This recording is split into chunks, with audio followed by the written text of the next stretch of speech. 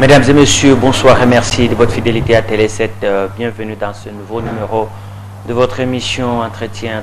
Nous allons aborder deux grandes questions d'actualité en ce moment. C'est l'arrêt rendu mercredi par la Cour constitutionnelle après la saisine, sa saisine justement par la majorité présidentielle en ce qui concerne l'interprétation de l'article 70 de notre Constitution, alinéa 2.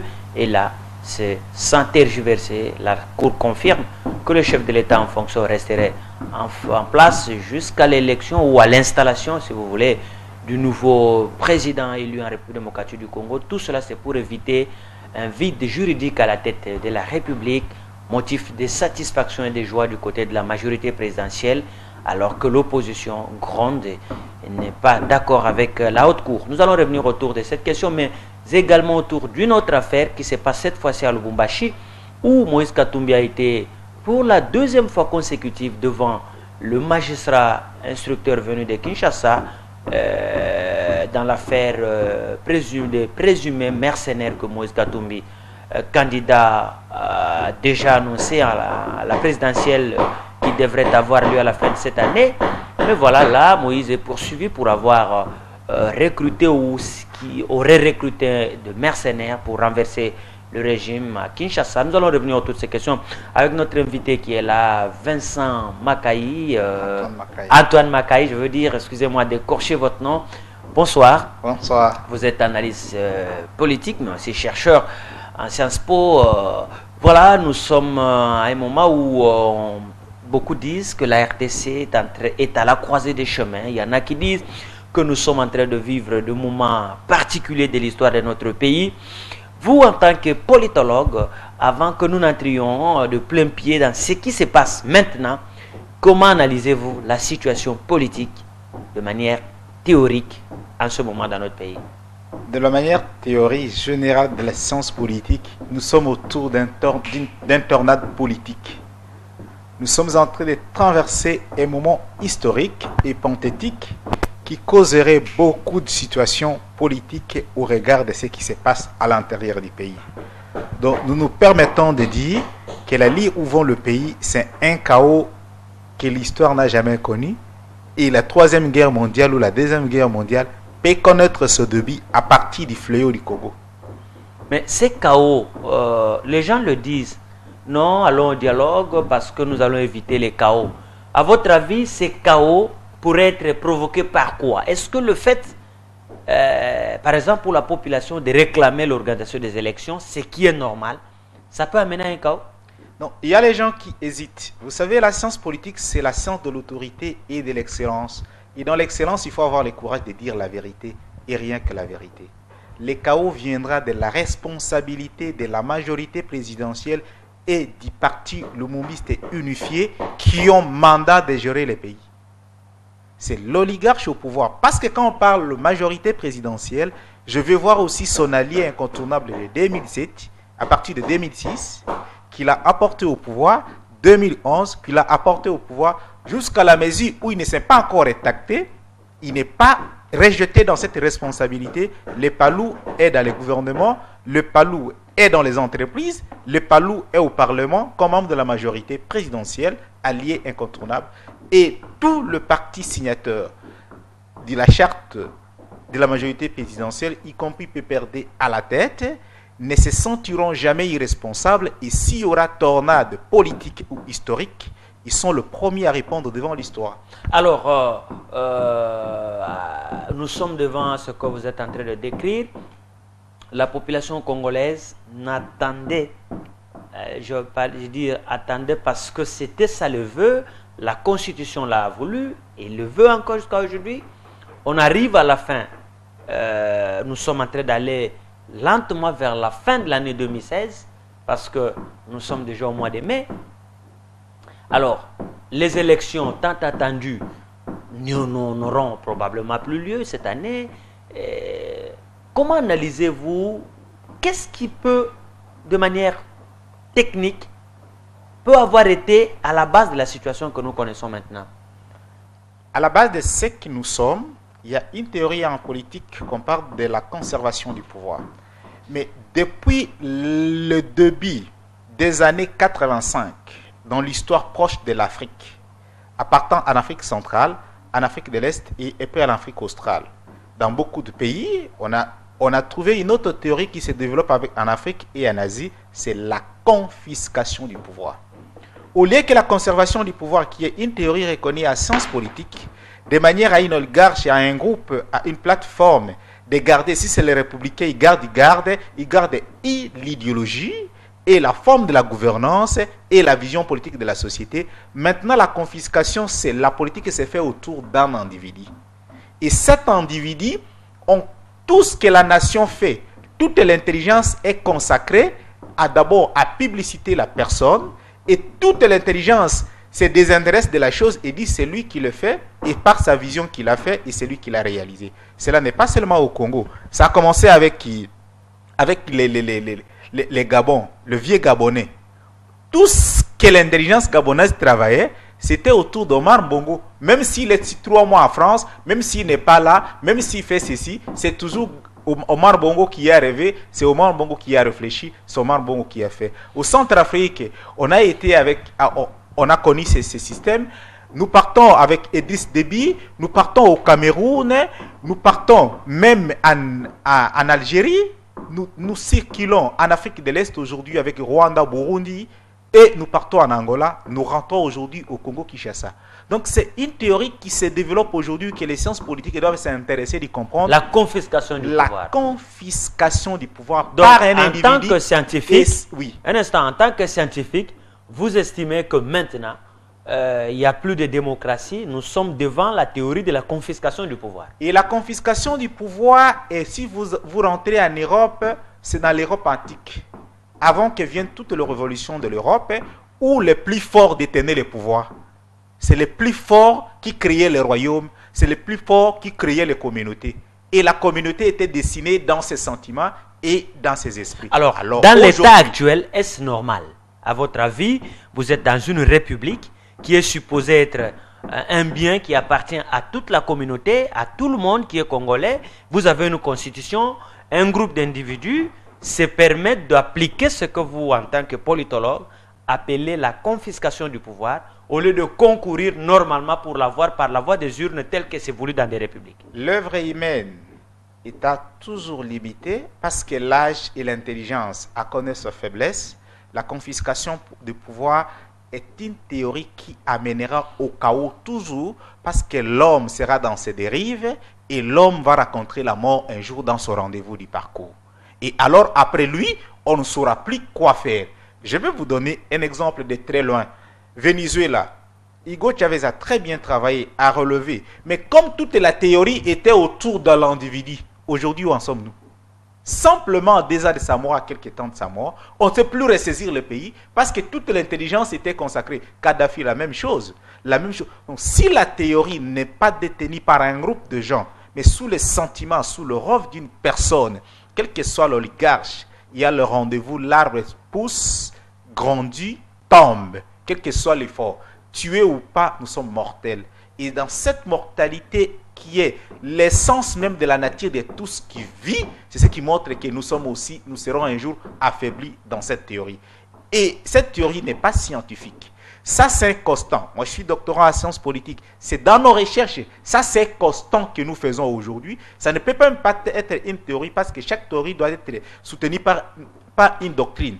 Et la doctrine veut l'excellence. La doctrine veut qu'on ne privatise pas la chose publique, que la res publique soit à la nation et au souverain primaire. C'est ça la République. Et cette théorie n'a pas souci de la nation, n'a pas souci de l'ensemble du territoire, mais a souci de la grandeur de la personnalité. Alors, nous en venons justement à l'arrêt rendu par la Cour constitutionnelle. Qu'est-ce qui se passe à la base? C'est que bon, il y a une polémique qui éclate entre la majorité et l'opposition.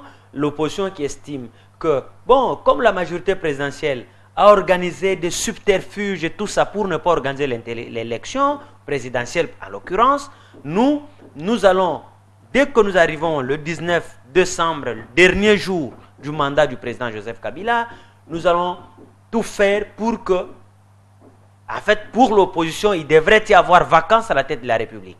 Et qu'il y en a qui ont parlé du président du Sénat qui prendra le pouvoir, l'UDPS qui parle de Tshisekedi qui prendra le pouvoir, et la majorité est allée saisir la Cour constitutionnelle pour avoir son interprétation de cet article. C'est vrai que les arrêts de la Cour constitutionnelle ne sont pas susceptibles de recours, ça il faut que les gens le précisent, ne sont pas susceptibles de recours et entrent immédiatement en exécution. Mais on peut quand même commenter, hein, contrairement à ceux qui disent il ne faut pas faire tout ça sur les arrêts de la Cour. Comment avez-vous lu, en tant que politologue, et analysé la décision de la Haute Cour? Alors, dans la théorie générale des droits, pourquoi Montesquieu a dit les pouvoirs arrêtent les pouvoirs? La Cour constitutionnelle n'est pas souveraine. C'est l'État congolais qui est souverain et la souveraineté appartient au peuple, dit l'article 4 de notre Constitution. Est-ce ça la voix du peuple? Est-ce ça la volonté du peuple, les souverains primaires? Les souverains primaires en a exprimé sa voix le 19 décembre 2005 par un référendum constitutionnel qui dit à l'article 70 que le président de la République reste en fonction jusqu'à l'installation du nouveau président élu. Et l'article 103 qui va jusqu'à expliquer que la convocation du scrutin présidentiel doit être tenue à 90 jours avant les délais. Dans le 90 jours qui précède la fin du mandat. Qui précède la fin du mandat.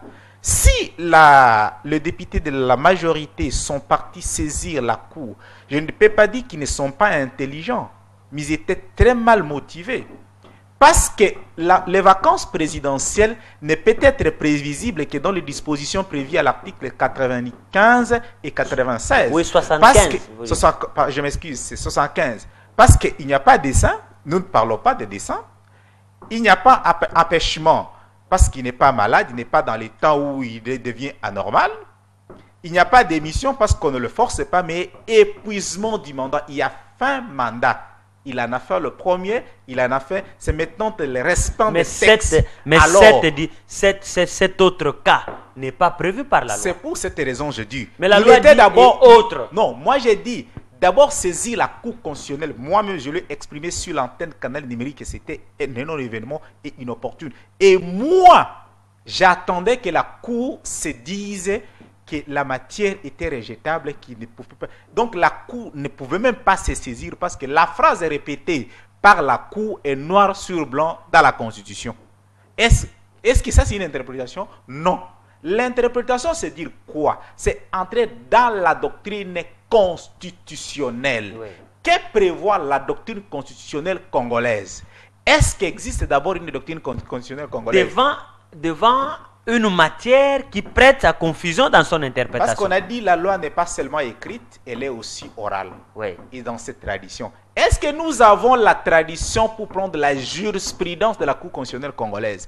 Aussi qu'elle est encore absente parce qu'elle est la nouvelle institution qui s'installe, bien qu'elle a été adoptée à la Constitution, ça fait plus ou moins 9 ans, mais c'est la première année. Nous devons faire la jurisprudence en évoquant les autres nations, que nous avons le même système constitutionnel. Nous devons évoquer la France, nous devons voir la Belgique, nous devons voir les autres pays où notre constitution, ou notre système politique prend l'émanation. Est-ce qu'il y en a eu ces cas? Oui. À la mort de Papidou, aux années 70 en France, il y a eu vacances. On a fait président par intérimaire.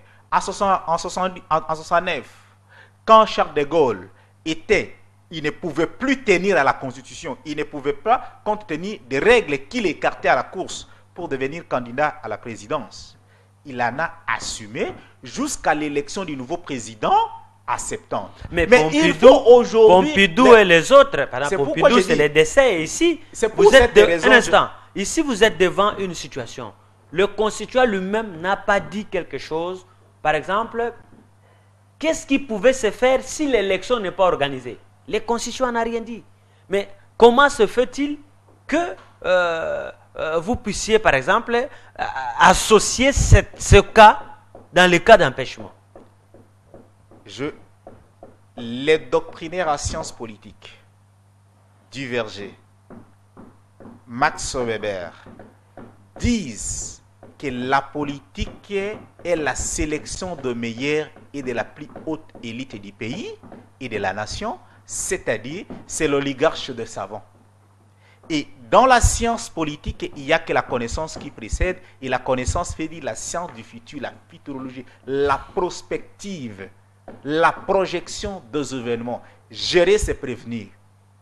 Nous avons un gouvernement, nous avons un président, nous avons le Parlement, nous avons, si nous arrivons dans les situations où les élections ne peuvent pas se tenir à la date prévue par la Constitution, nous avons besoin de tous ces gens, nous avons besoin de leur démission. Ce n'est pas que nous le demandons, ce n'est pas que quelqu'un va le demander comme société civile ou comme opposant au régime. Ça, on ne s'oppose pas, mais on fait constat d'une indignation de l'irresponsabilité. Ça, on ne peut pas se flatter dans l'irresponsabilité. Vous avez la CENI qui est incapable pendant 6 mois de faire un calendrier. Comment aujourd'hui vous êtes chez Télé 7? On vous dit vous devenez 2 jeux, vous devenez directeur de téléservices et ça fait 1 mois, vous êtes incapable de faire un plat d'action. Comment vous travaillez? On vous dit, vous arrivez au bureau.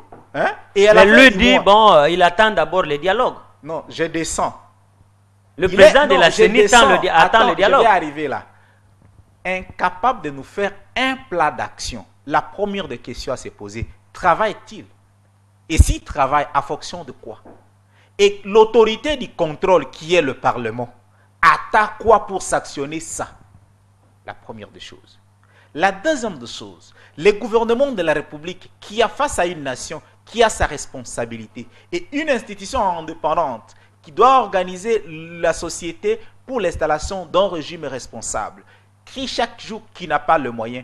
Et nous n'avons pas encore vu l'Assemblée nationale. On a interpellé le Premier ministre pour vérifier son plan d'action. Mais cette irresponsabilité de doter la CENI de ses moyens, mais l'Assemblée nationale doit sanctionner parce qu'il y a le mandat du peuple. Et le Premier ministre doit se justifier pourquoi ne pas avoir ses moyens. Et le président de la République, garant du bon fonctionnement des institutions, garant de la nation, qui connaît cette institution, qui vient de visiter, pas même une semaine, qui vient de se visiter cette institution dans le fonctionnement, il a visité quoi? Les locaux, les individus ou les services rendus? Parce que le président de la République n'a pas besoin de visiter les locaux, il n'a pas besoin de visiter les individus, il a besoin de vérifier les travails. Et le président de la République ne peut pas faire une visite s'il n'y a pas encore des missions d'autres experts qui l'ont précédé parce qu'il vient attériner. Dans la visite du chef de l'État, qu'est-ce que la nation peut retenir? Quelles sont les mesures prises? Quelles sont les décisions motivées? Un silence de mort. C'est inacceptable à une république. Alors, vous avez dit que non, l'institution est bloquée. L'institution c'est une institution indépendante. La CENI demande le dialogue. Dans notre constitution de la République qui reconnaît la CENI comme institution, est-ce que le dialogue est prévu? À partant de quelles lois? À partant de quelles décisions? À partant de quels principes du fonctionnement de la CENI? Où la CENI peut attendre les dialogues? Vous fustigez tout ça, mais qu'est-ce qu'on peut conclure finalement?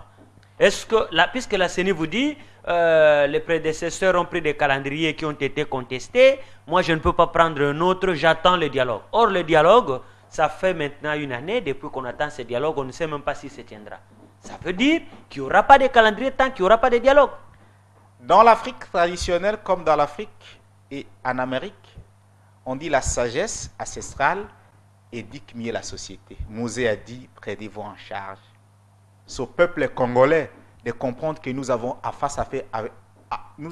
face une irresponsabilité qui s'installe. Nous devons les aider à devenir responsables. Je ne sais pas vous conclure, mais j'ai dit l'essentiel. Très bien. Alors maintenant, pour finir cette question, l'arrêt a été rendu. C'est vrai que aujourd'hui, M. Ramazani Chadari, qui est secrétaire général adjoint du PPRD, n'a pas mâché ses mots sur les médias périphériques. Il dit très clairement, c'est désormais clair qu'il n'y aura plus de débat, élection ou pas élection, les institutions actuelles, toutes les institutions actuelles restent en fonction jusqu'au moment où il y aura les élections. Donc, s'il faut faire 10 ans, les sénateurs pourront rester indéfiniment à vie. Est-ce que politiquement, là je ne parle pas sur le plan juridique, mais politiquement, est-ce que c'est correct? C'est anormal.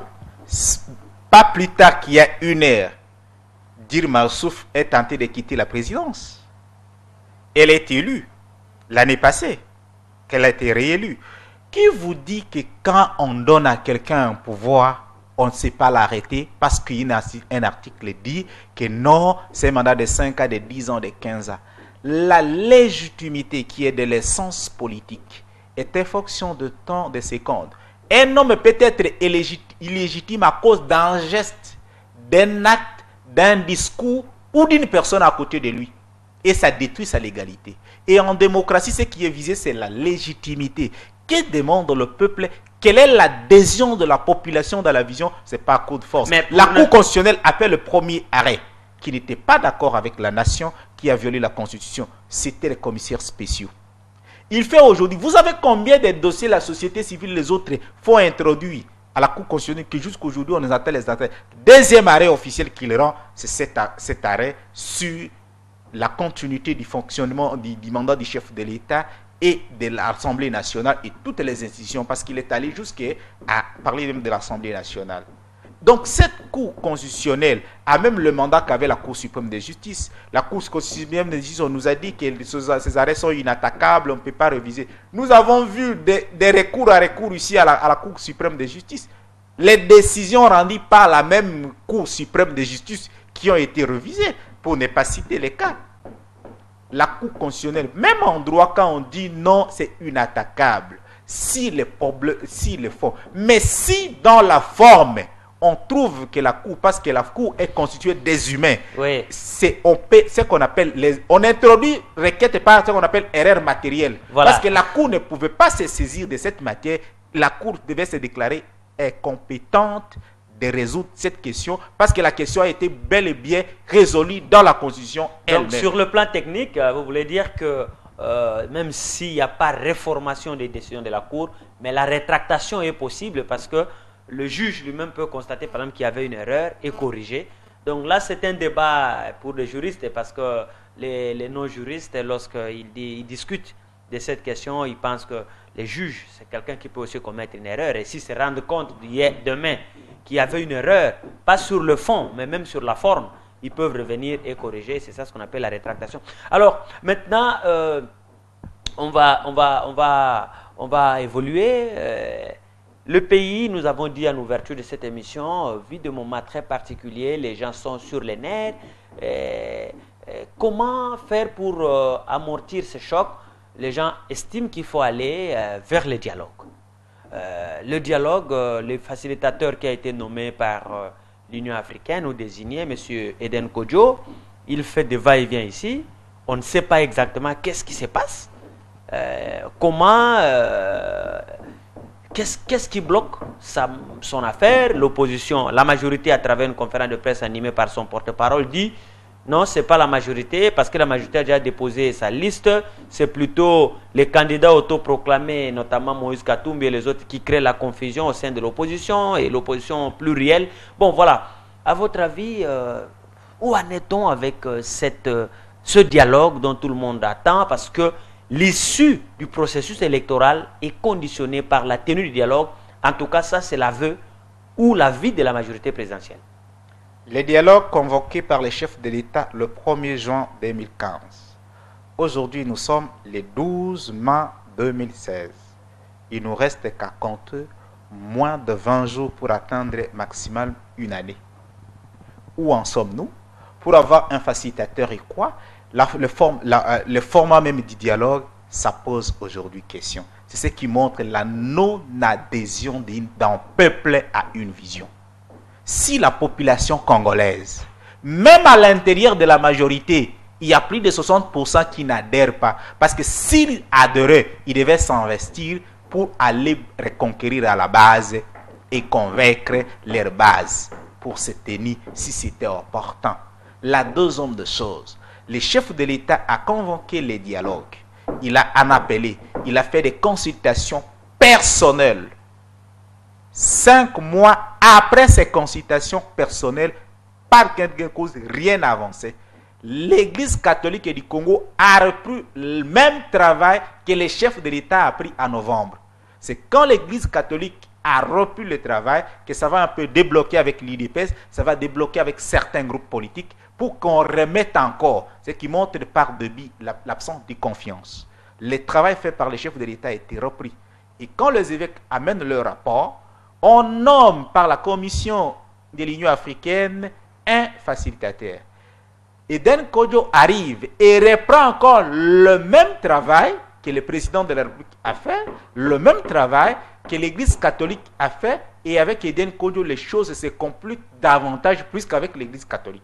Parce que ceux qui ont écouté l'Église catholique n'ont pas écouté Eden Kodjo. Eden Kodjo est parti. Aujourd'hui, nous sommes dans le cas de l'IDPS qui dit aujourd'hui qu'il faut renforcer Eden Kodjo.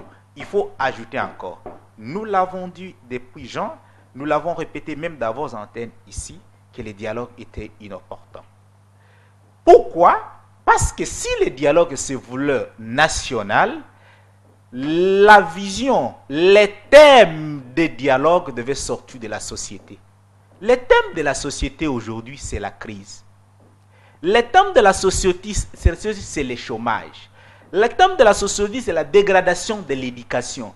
Le thème de la société, c'est l'enclavement du territoire congolais. Le thème de la société, c'est la guerre à l'Est qui ne finit pas. Mais vous pensez un instant. Attends, oui. Et alors alors aujourd'hui, toutes ces questions, on va les aborder au dialogue. Le dialogue, c'est pour prendre le pouvoir. Non. Aujourd'hui, le thème du dialogue, ils ont la majorité avec autant de questions. Mais il y a un gouvernement en exercice. Pourquoi les parlementaires qui sont là ne poseraient-ils pas des questions Mais ils les posent d'ailleurs, pour que je ne me répète pas. Il y a des questions. On a démontré, un député a posé la question sur le projet de réunification du Congo par voie routière. Le ministre des Infrastructures a répondu qu'il n'y avait pas de moyens. Donc, sur la gouvernance, le travail s'est fait au Parlement. Donc, ici, les questions de qui va gérer le pays et pas sur comment on va gérer. Alors, c'est pour cette raison que je vous montre. Comme la vraie question qui engage le développement, l'épanouissement de l'homme congolais et la possibilité de son émergence et de sa considération n'est pas sur la table, il sera difficile que ce peuple adhère à ça. C'est non-événement. Et je demanderai à Eden Kodjo de prendre sa valise et rentrer vaquer dans ses occupations d'ordinaire. Point 1. Oui. Pourquoi Eden Kodjo ne réussira pas? Il vit la même situation politique dans son pays, dont il fait membre de l'oligarchie. Et beaucoup de politiciens congolais le regardent comme tel. La deuxième des choses, quand il arrive dans son premier point de prince, il n'a pas été un bon diplomate. Il a plus vanté ses qualités. Il a plus exposé ses qualités qu'il était à la hauteur. Il voulait sous-estimer que la question lui semblait une petite question. Après avoir se mettre au travail, il se rend compte qu'il est loin de résoudre les problèmes congolais. Alors, pourquoi nous refusons nous disons que ce dialogue, même si ça va se tenir, ça n'a plus d'effet. Parce que la question électorale est que la machine de l'élection est bloquée. La CENI demande 17 mois pour faire l'enrôlement, que les autres ont fait dans 3 à 4 mois. On ne saura pas pourquoi. La CENI demande beaucoup de choses, et ceci et ceci. Le gouvernement ne se prononce jamais pour le financement de ces élections et promet toujours. À l'intérieur même de la CENI, à part les 7 membres, tous les gens qui sont à la CENI sont comme des intérimaires. L'organe dans le fonctionnement administratif est complètement bousillé et mis en sac. Il fallait assainir d'abord l'organe dans son intérieur, et après investiture du comité, ça fait 6 mois et jusque-là, rien n'avance. Et dans ce système de léthargie des problèmes, dans ce système de tout est arrêté, il faut tout casser pour briser, parce qu'on ne sait plus, ça avance, ça retarde. Alors, les dialogues. Aujourd'hui, c'est le débat. La société civile réclame 12 personnes pour la préparation, pour le comité préparatif. L'IDPS prend le tout pour le compte de l'opposition. La majorité présidentielle est prête avec sa liste. On ne sait pas les palous si ce sera dans la majorité ou à l'extérieur de la majorité, parce que c'est une force à ne pas négliger aujourd'hui en RDC. Je me demande, est-ce que maintenant nous rentrons encore dans la question du partage du gâteau qui est encore sur la table? Voilà la grande question, c'est ça. Et donc, avoir tous ces acteurs travailler, on a beaucoup d'inquiétudes. C'est comme si, notamment à l'UDPS, qui multiplie des revendications en revendications. Et ce n'est pas une stratégie pour faire pourrir la situation. Parce que honnêtement, lorsqu'on regarde la société civile, l'opposition en question, surtout l'opposition pro-dialogue, on ne le voit pas tous être pressés, alors que ce dialogue, il est présenté comme étant, voilà, donc un forum qui devrait se tenir pour permettre l'organisation des élections. Si le dialogue devient un forum pour permettre l'organisation de l'élection, ça annule que nous avons la Constitution. Parce que notre Constitution, surtout si en matière de l'organisation de l'élection, en a planifié les services, les temps et comment doit se résoudre la question.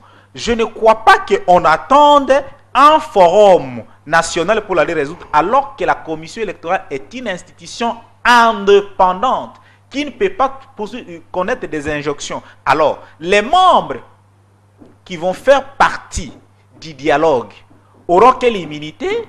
Ça constituera quelle institution dans le pays pour avoir les pouvoirs d'édicter l'orientation des élections en dehors des institutions légales reconnues dans le pays? Je crois qu'on s'estompe le cible. Voilà, c'est ça la grande question. Et puis, on va peut-être finir cette question par là. Beaucoup, en tout cas, aujourd'hui, rêvent de faire partie d'un gouvernement d'union nationale. C'est d'ailleurs le combat que mènent des gens comme les Bitakwira, les Steve Mikaï et les autres, même la société civile qui se bat pour avoir la place là, c'est parce qu'ils savent peut-être qu'à l'issue du dialogue, on va se partager. Parce que Kabila ne pourra pas diriger le pays après le 20 décembre 2016 comme quand il était élu avec sa majorité actuelle. Ce sera forcément un gouvernement avec l'UDPS et les autres. Alors, que pensez-vous de ceux qui proposent qu'il y ait une transition avec un gouvernement d'union nationale pour préparer les élections? Oui, il y a des voix qui s'élèvent. Ce sont les pro-dialogues. Ils ont commencé à donner les conclusions de ce qui nous attend dans cette assise. Ce qui, je parlerai que l'IDPS, s'il voulait prendre ses responsabilités au rendez-vous avec la nation et garder son leadership de l'opposition, c'est le moment de dire non au dialogue. Ils se rétracter parce qu'ils ne sauront pas aller au dialogue sans l'IDPS. Je crois que même les petites forces qui donnent à la majorité aujourd'hui, hein, c'est le mouvement de l'IDPS. Les jours où l'IDPS dira carrément non, même l'Union africaine ne nommera plus encore un facilitateur. Ça, c'est la première des choses. La deuxième des choses, pourquoi parler d'une transition? Est-ce que, disons le vrai, je suis congolais, vous l'êtes, et c'est notre nation. Nous respectons l'effort consenti par le président Kabila. Nous respectons les choses qu'il fait. Mais comment nous pouvons, de 2001 à 2016, nous pouvons tourner toutes les lois, tous les principes autour de l'individu? En 2001, à la mort de Mouzé, il était général d'armée, hors institution. Normalement, c'est Mme Oumatoko qui devait faire l'intérim, selon l'acte constitutionnel. Sinon, Hérodia, c'est entre Hérodia et Mme Oumatoko qui devait faire l'intérim. On a fait tout, on l'a mis dans la disposition parce qu'il était militaire pour maîtriser. Une bonne chose, il en a maîtrisé. On a à San City. On a négocié que l'acte de transition garde le président en fonction, comme nous parlons là. C'est la même chose qu'on a fait à San City. On l'a gardé. On arrive à la constitution du 18 février. On a voté une constitution qui devait favoriser son âge pour la candidature à la présidentielle. On l'a fait. On arrive en 2011. On modifie encore cette constitution pour l'élection de un tour pour ne pas le confronter à des difficultés qui est alliance entre d'autres partis de l'opposition au second tour. On l'a fait. On arrive en 2016. On fait quoi? Non. Et absolument non. C'est la confiscation du pouvoir. Ce n'est plus l'orgueil. Comment nous pouvons faire 16 ans en train de manipuler la loi autour de quelqu'un? Merci Antoine Makaï. Nous allons maintenant aborder le dernier point de cette émission. C'est l'affaire Moïse Katumbi. Moïse Katumbi est entré en disgrâce après un retour fracassant de l'Europe l'année dernière. Moïse Katumbi avec l'allégorie des troisième penalty. Là, c'était la rupture entre Moïse et sa famille politique, la majorité présidentielle, jusqu'au moment où il va démissionner avec comment on appelle, l'installation de nouvelles provinces. Mais là, il a suffi que Moïse annonce sa candidature après sa désignation par le G7, par l'initiative pour l'alternance 2016. Voilà, Moïse aujourd'hui fait face à la justice. On l'accuse d'avoir recruté des mercenaires étrangers pour pouvoir sans doute organiser la déstabilisation de la République. comment nous n'allons pas rentrer dans les détails judiciaires parce qu'on ne connaît pas véritablement les dossiers, on ne l'a pas vu, on entend seulement. Mais comment analysez-vous politiquement ce qui s'est fait? Moïse annonce sa candidature. Le même jour, le ministre de la Justice fait un point de presse à Kinshasa. Les dossiers Moïse est au-delà d'être la poursuite d'un individu, mais il y a un autre problème que les Congolais ne peuvent pas minimiser. Il y a un problème États-Unis, République démocratique du Congo. Maintenant, il y a conflit entre la plus suprême puissance du monde et la faiblesse du monde. Qui gagnera la guerre? On aura la suite. Parce que les États-Unis les jugent ces points de presse d'une allégation et les États-Unis veut que la République démocratique du Congo soit devant ses responsabilités. Le gouvernement congolais confirme que ce n'est pas une allégation. Nous avons des preuves. Alors, il y a justice avec Moïse Katumbi. En droit, il y a un principe de la présomption d'innocence dans l'instruction du dossier. Mais il semble aujourd'hui que, selon les dits du ministre et de certains acteurs de la majorité, il y a plus la présomption de culpabilité. Parce que quand le ministre dit « j'instruis », voilà les inconvénients que nous avons refusés en 2011 et la révision de la Constitution. Maintenant, parce que les magistrats du parquet sont sous les ordres du ministre de la Justice, voilà les conséquences. Voilà la révision de la Constitution que beaucoup de Congolais disaient non et les gens croyaient qui disaient faux. Voilà, on commence à payer la facture. Même parce qu'aujourd'hui, même certains qui sont, je sais, tout majorité ou opposition, sont parmi les gens qui ont défendu cette révision. Maintenant, nous payons. Mais alors, mais je descends instant, là, avec la question. Vous allez continuer, mais là, il faut quand même préciser que notre système judiciaire, depuis la nuit des temps, a toujours mis le parquet sous l'autorité du ministre de la Justice. Parce que le parquet, c'est le ministère public, c'est l'organe de la loi, donc du côté de l'État. Mais peut-être de là à dévoiler, si vous voulez, une instruction qui est encore secrète pour l'instant parce que c'est une instruction préjuridictionnelle, c'est peut-être là qu'il y a du problème. La Constitution du 18 février savait ça. Mais la Constitution du 18 février a gardé le pouvoir hiérarchique, mais pas le pouvoir de tutelle. Les cours et tribunaux deviennent dans cette Constitution une institution, ce qui n'était pas la Deuxième République. Et aujourd'hui, à la révision de 2011, on l'a retiré sous les ordres du ministère de l'Intérieur. C'est pour cette raison, le ministre Alexis Pandouamou ne s'est pas interdit de dire publiquement que j'ai instruit les procureurs. Alors que selon la vision de la Constitution qui a été passée par le référendum, il ne pouvait pas instruire, mais il devait transférer les dossiers. Et les procureurs seront libres dans le temps et dans la manière de procéder. Alors maintenant, il reçoit une instruction. Deuxième chose, Moïse Katumbi, non pas un parlementaire, non pas un gouverneur, on ne profite d'aucune immunité parlementaire de tout. Moïse Katumbi doit être écouté par le parquet général de Lubumbashi. Pourquoi on envoie les magistrats de Kinshasa? Alors les magistrats de Lubumbashi, Moïse Katumbi peut-être aujourd'hui, écoutez même pas un OPJ. Parce que c'est un monsieur qui n'a pas d'immunité. Pourquoi l'envoi des autres et pourquoi le lundi, il y avait même le magistrat militaire à l'intérieur pour écouter un civil? L'instruction, c'est que Moïse avait dit non et Dieu merci, ils sont sortis. La deuxième chose, pourquoi on doit faire cette question hautement politique? Parce que nous avons fait l'affaire des Gorée ici. On a chanté et après c'est un faux problème. Les pasteurs Mukungubila, on a chanté et c'était un faux problème. L'affaire Katumbi, aujourd'hui, il a présomption d'innocence. La justice, nous la respectons. Nous ne savons pas s'il est responsable ou il est responsable. Nous ne savons pas l'instruction. Mais il est dans la présomption d'innocence. Il a dignité humaine. Nous ne pouvons pas faire des points de presse, des allégations. Et l'instruction des dossiers, on l'appelle une instruction secrète. Comment les ministres pouvaient commencer par les points de presse avant qu'on commence l'instruction? Alors que l'instruction devait être secrète.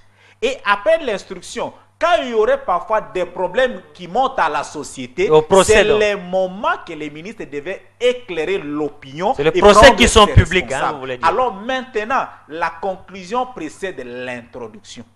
Est-ce qu'il faut croire à cette justice? C'est ce qui montre que non. Comme vous avez dit que Moïse Katumbi prépare ceci et vous avez les services, mettez seulement les manières d'intercaler cela et rendez-lui libre. Vous savez déjà qu'il voulait faire la guerre au mois de mars. Qui n'a pas déploré, toutes les chaînes internationales, même la vôtre, en a déploré la militarisation de la province du Katanga. L'entrée d'une journée entière des chars de combat et des guerres qui sont entrés des Zambie. Pourquoi? Le ministre des médias dit que le Congo était libre de garder ses armements. Et après 2 mois que l'opinion nationale et internationale ait constaté ça, mais s'il prépare les mercenaires, il doit avoir d'abord le dépôt d'armes. Il doit avoir la même. Ces mercenaires vont faire les shotoka, les jidoka ou les catch ou quoi, les karatés pour prendre le pouvoir de l'État. Où sont les armes? Où sont les matériaux qui vont utiliser pour faire la guerre? Je crois que nous devons aller dans la responsabilité de construire les pays dans le valeur. Très bien. Nous ne pouvons pas récupérer tout pour politiser tout. La démocratie, c'est le combat des idées, ce n'est pas le combat physique. Alors, on va finir vraiment par là.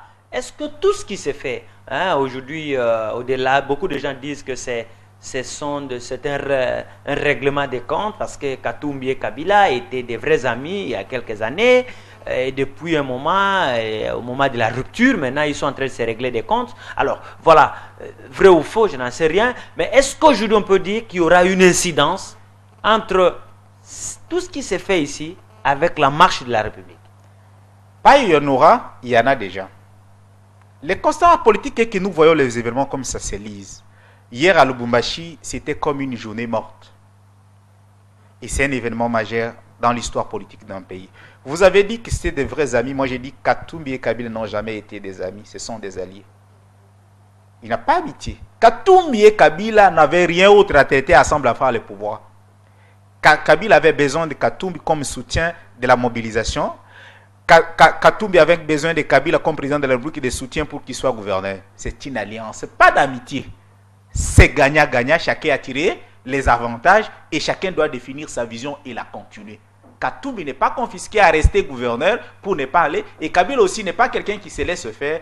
C'est un combat des hommes politiques. Ils n'étaient jamais des amis, c'était des alliés et l'alliance est tombée. À chacun de tirer les ficelles et les conséquences. On ne peut pas approcher les gens qui disent les vrais amis de tel, les vrais amis de tel. Ils sont alliés du pouvoir et quand l'intérêt qui les met ensemble ne plus et chacun a tiré sa part et à chacun de définir ses horizons.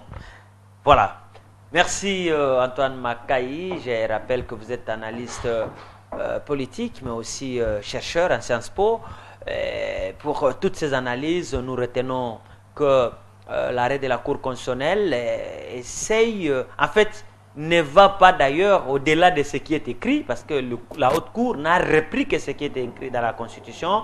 Mais là où les gens posent beaucoup de questions, mais le président qui est à la fin de son mandat restera pendant combien de temps, jusqu'à quand? Voilà autant de questions que vous ne cessez de poser. Nous non plus, nous ne savons pas vous répondre parce que la CENI n'a pas donné le calendrier électoral pour que nous sachions ce président-là et les institutions en question vont rester jusqu'à quelle date. Ça, il faut demander à la CENI parce que c'est la CENI qui doit donner le calendrier électoral. Mais la CENI elle-même aussi dit qu'elle ne pourra pas donner un calendrier dès lors qu'il n'y aura pas de dialogue. Or, le dialogue en question, on ne sait pas il se tiendra quand. Parce qu'aujourd'hui, il faut le dire, même les facilitateurs qui est venu ne sait plus quoi faire parce que les partis politiques sont en train de le tourner presque en bourrique parce qu'ils ne savent pas également. On met les comités préparatoires quand l'UDPS vient chaque matin avec une nouvelle exigence. Donc, ça devient très compliqué. Et enfin, l'affaire Moïse Katumbi, on demande seulement que la justice soit dite. Rien que la justice et qu'on préserve la procédure. Voilà, mesdames et messieurs, c'est là la fin de cette émission Entretien et qui vous a parlé autour de ces deux grandes questions d'actualité, notamment l'arrêt de la Cour constitutionnelle sur l'article 70 de la Constitution et la procédure ou l'instruction du dossier des présumés mercenaires que Moïse Katumbi aurait recrutés dans les Katanga qui font l'actualité dans notre pays. Merci à vous, monsieur Antoine Makayi. Merci à vous qui avez suivi l'émission. À la prochaine.